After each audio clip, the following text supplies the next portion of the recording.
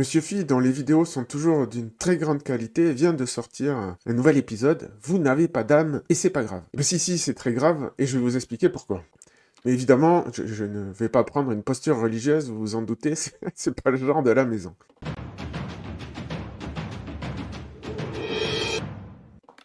Donc, je vais résumer rapidement son propos.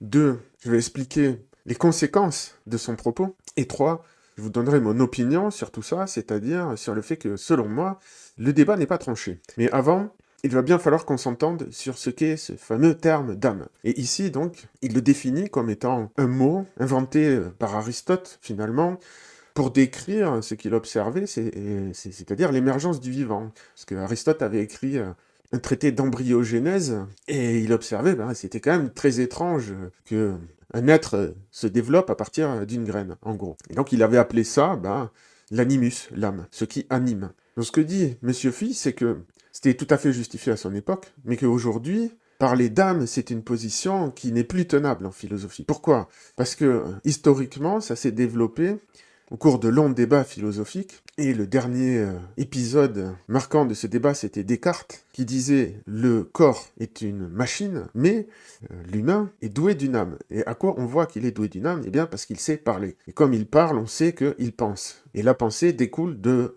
l'existence d'une âme. C'est à peu près ça le raisonnement. Et donc, ce que dit Monsieur Phi, c'est ouais, ok, admettons, c'était un peu bancal comme raisonnement, mais aujourd'hui, qu'est-ce qu'on peut en dire, puisque les ordinateurs arrivent à parler aussi bien, voire mieux que nous. Donc cet argument tombe à l'eau. Donc il n'y a plus d'âme. Je vous invite à aller écouter sa vidéo. Bon, Monsieur Phi, c'est toujours un régal de l'écouter, mais je vais vous mettre sa conclusion. De texte. Petite conclusion sur tout ça. Dans notre rapport aux machines artificielles, il me semble qu'il y a deux écueils qui peuvent nous pousser à vouloir tracer une démarcation définitive entre elles et nous. Le premier, c'est de négliger la possibilité que nous soyons nous-mêmes des machines. Et le second, dont je viens de parler pour finir, c'est de penser que l'absence de propriété cognitive apparente à un certain niveau de description du fonctionnement d'une IA implique que cette machine n'a aucune forme de cognition. Mais si au contraire on envisage d'une part que nous sommes des machines biologiques et d'autre part que les machines artificielles ont une forme de cognition, ce qui nous sépare d'elles paraît tout à coup beaucoup moins infranchissable et beaucoup plus incertain. Je ne sais pas quoi en penser moi-même. C'est perturbant tout ça, oui. On vit des temps perturbants et ce n'est que le début. Aussi... Voilà. Donc la limite que l'on croyait bien établie jusqu'ici entre nous, entre le vivant même et les machines, devient de plus en plus floue. Qu'est-ce qu'on peut en faire? Et pourquoi? Oui, c'est grave. Donc évidemment, quand il dit « ce n'est pas grave », je suis entièrement d'accord avec lui. Ce qu'il entend par là, c'est que ça ne change pas qui nous sommes, fondamentalement. Ce n'est qu'un mot qu'on met pour nous décrire. On ne change pas notre nature tout d'un coup parce qu'on dit qu'on a une âme ou qu'on n'en a pas. Donc là-dessus, oui, ce n'est pas grave. Par contre, les conséquences de la réflexion philosophique du fait que nous ne savons plus faire la différence entre une machine et nous, et des animaux, oui, ça c'est grave dans le sens où ça va changer des choses très profondément dans la société. Donc, aujourd'hui, et cette chaîne, c'est pour diffuser ces connaissances qui ne sont pas très connues encore du grand public. Aujourd'hui, nous savons qu'il n'y a pas de différence de nature entre nous et les autres animaux. Nous sommes des animaux, nous sommes des grands singes. Nous ne sommes pas des descendants des grands singes, nous sommes des grands singes. Nous savons que d'autres animaux ont des langages, font de la politique, ont de l'humour, de l'attachement, ils se donnent des noms, ils se procurent des soins les uns les autres, ils ont de l'altruisme, etc., etc. Tout ce qu'il existe chez l'homme existe chez les animaux, à des degrés divers, mais ça existe. Et en tant que yogi, je peux vous dire que quand j'observe mon cerveau penser, je vois bien qu'il y a un côté mécanique là-dedans, qui est en plus difficile à contrôler, c'est-à-dire les pensées, c'est une sorte de mécanisme intérieur, de dialogue intérieur automatique, qui produit des réflexions. Donc non seulement les machines parlent, mais si on s'observe soi-même, on se rend compte à quel point il y a une analogie avec les machines à l'intérieur de nous. Et ça ne se limite pas qu'à la pensée, c'est aussi le fonctionnement du corps. On peut voir le cœur comme une pompe qui fait circuler le sang.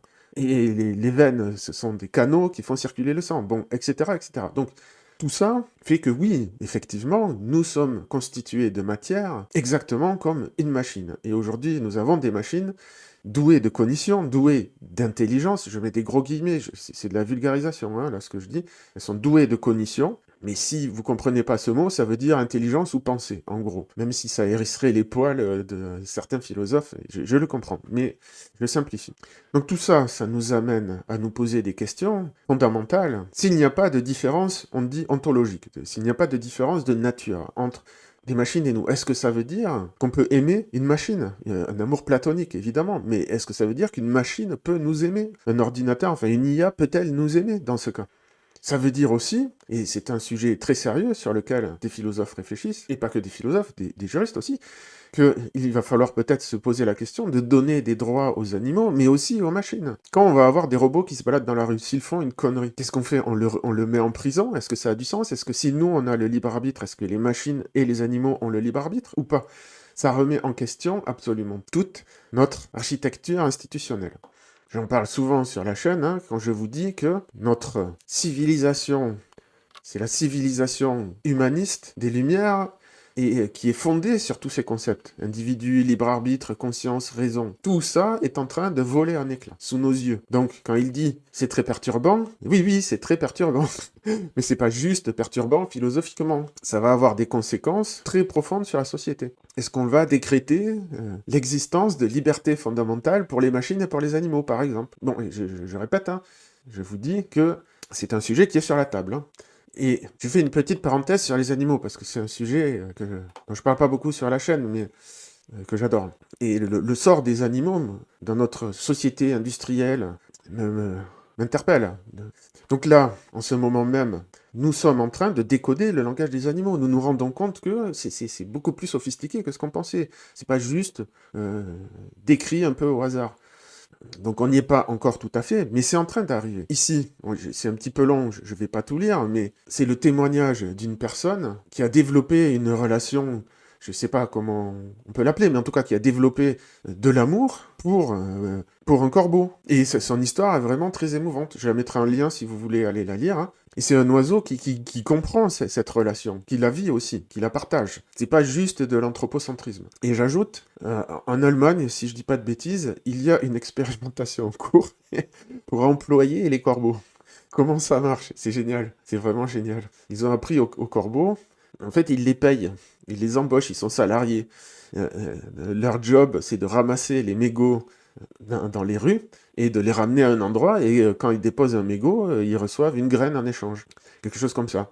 Et tout le monde est gagnant dans cette histoire. Donc voilà, ça c'est pour ce qui se passe sur ce front-là. Et sur le front des robots, ben, je vous dis, c'est pareil. Il y a déjà une tentative de législation, je crois, si je dis pas de bêtises, c'est les Émirats Arabes Unis, où ils commencent à donner des droits aux robots. Donc on va arriver vers ce monde-là. Quand je dis c'est grave, c'est ça que ça veut dire. Mais là où je diverge de Monsieur Phi, c'est que donc, tout ce qu'il dit, je suis entièrement d'accord, hein. J'ai absolument rien à redire à son raisonnement. Par contre, c'est sur ce qu'il ne dit pas. Il y a des aspects qu'il a mis de côté. Et je ne pense pas que ce soit volontairement pour cacher des choses, hein. C'est juste qu'il fait une vidéo sur un sujet, on ne peut pas partir dans tous les sens. Donc, certes, nous n'avons pas d'âme immatérielle, je ne sais quoi, le fameux je ne sais quoi de Enthoven, mais il n'empêche que, est-ce que nous sommes des machines ou pas, c'est loin d'être réglé. D'abord, il y a le difficile problème de la conscience. Donc là, je fais référence à David Chalmers, qui est un philosophe de la conscience, et qui dit, oui, d'accord, c'est très bien, mais comment ça se fait qu'il y ait quelqu'un là derrière qui ressente les choses? C'est un problème ouvert en philosophie, et on a du mal à se dire que là, la chaise en face de nous, elle ressent des choses. Donc la matière ne ressent pas des choses, a priori. Mais comment ça se fait que nous, si nous sommes constitués uniquement de matière, comment ça se fait que nous ressentions des choses? Ça, c'est le premier argument. Le deuxième argument, c'est que cette vidéo « Nous sommes des machines », qu'on retrouve un peu partout, elle est fausse, elle est trompeuse. Ce n'est qu'une métaphore. En vrai, voilà, les molécules, elles sont comme ça, elles vibrent tout le temps, et on va le voir, voilà, et elles se reconfigurent en permanence. En fait, c'est une espèce de soupe infiniment plus complexe que des engrenages des petits moteurs, des filins, et etc., etc. C'est pas du tout un jeu de Lego. Donc cette vidéo, comment ne pas penser aux cellules, est excellente. Je vous encourage à aller la voir si vous comprenez l'anglais, où il explique tout ça. Que les protéines, c'est plutôt une espèce de plat de nouilles qui se reconfigure en permanence, que les molécules, elles vibrent, elles dansent, elles ont des formes, que les protéines peuvent avoir des tonnes de configurations différentes, elles peuvent jouer des rôles différents à des moments différents dans la cellule.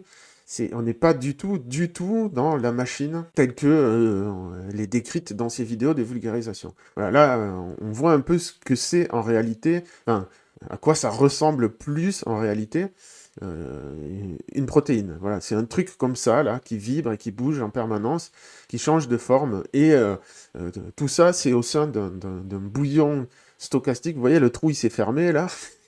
C'est giga complexe. Et justement, ça m'amène au point suivant, c'est que là, on sait décrire la biologie, on sait décrire plus ou moins le fonctionnement de notre corps, on sait décrire le fonctionnement des protéines, si on va plus bas, on sait décrire le fonctionnement des molécules. Le gros problème qu'on a, c'est qu'on ne sait pas déduire des lois fondamentales de la physique, ce qui va émerger de tout ça. On ne sait pas déduire les lois de la chimie, en gros, sauf si ça a changé, des lois de la mécanique quantique. On ne sait pas déduire des lois de la chimie, les lois des organismes, tels que nous. Et ça, c'est un énorme problème. C'est un champ de la science qui est complètement ouvert, et on ne sait pas du tout l'expliquer. Donc on postule que tout ce qui se passe à notre niveau se réduit aux lois de la physique. Mais en fait, on n'en sait rien. On ne sait pas le démontrer, ce truc-là. C'est un postulat.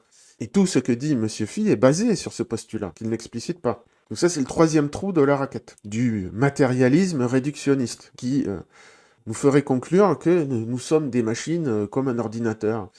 Ensuite, il y a un autre problème, c'est celui du fine-tuning. C'est les lois de la physique, en fait, sont réglées pile-poil pour que la vie apparaisse. Et il suffirait de changer une constante fondamentale de la nature pour que tout parte en éclat. Alors, là, encore une fois, c'est des problèmes ouverts en philosophie et en épistémologie et en physique fondamentale, mais bon, je le mentionne. Je ne vais pas m'étaler dessus, c'est un peu technique. Il y a un autre problème, c'est celui de la causalité descendante. Est-ce que les niveaux du dessus, donc moi, je peux influencer sur les niveaux du dessous? Si on est dans une perspective telle qu'il le décrit matérialiste réductionniste, la réponse est non. Et pourtant, ça reste quand même très contre-intuitif. Ça voudrait dire que mes pensées qui émergent n'ont pas d'existence autonome, en fait, que ça vient du bouillonnement de mes atomes et tout ça, qui crée des pensées. Je vous ai dit, j'ai pas de souci avec ça, de considérer qu'il y a une composante mécaniste là-dedans.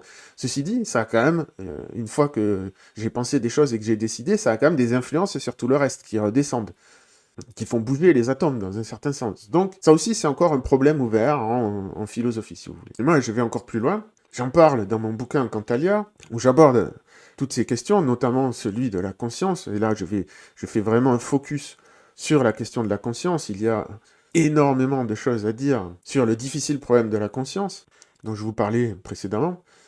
Mais ce qu'il semble, ou en tout cas une hypothèse qui est en train d'émerger dans le champ des sciences, à cause des travaux de Michael Levin notamment. On parle souvent ici. Alors, il a plein d'homonymes, je ne savais pas, donc c'est lui. Donc Michael Levin, il démontre que nos cellules ont une cognition. Elles pensent, elles réfléchissent, elles ont une intelligence. Une intelligence pas rationnelle comme nous, elles font pas des théories philosophiques ou mathématiques ou je ne sais quoi, mais elles résolvent des problèmes qui leur importent à elles, c'est-à-dire créer des formes, créer un corps qui fonctionne. Et une manière d'interpréter ça, c'est de dire qu'en fait, il y a un intelligent design, mais pas un intelligent design avec un dieu dans un nuage, un concepteur, ingénieur qui a fabriqué tout ça. Non, en fait, l'intelligent design, il vient d'en bas. Il est immanent, il n'est pas transcendant, il est immanent aussi. Je le dis avec des termes un peu techniques, mais ça veut dire que ce sont nos propres cellules. Nous sommes constitués de microbes, en fait. Nos cellules humaines sont des microbes.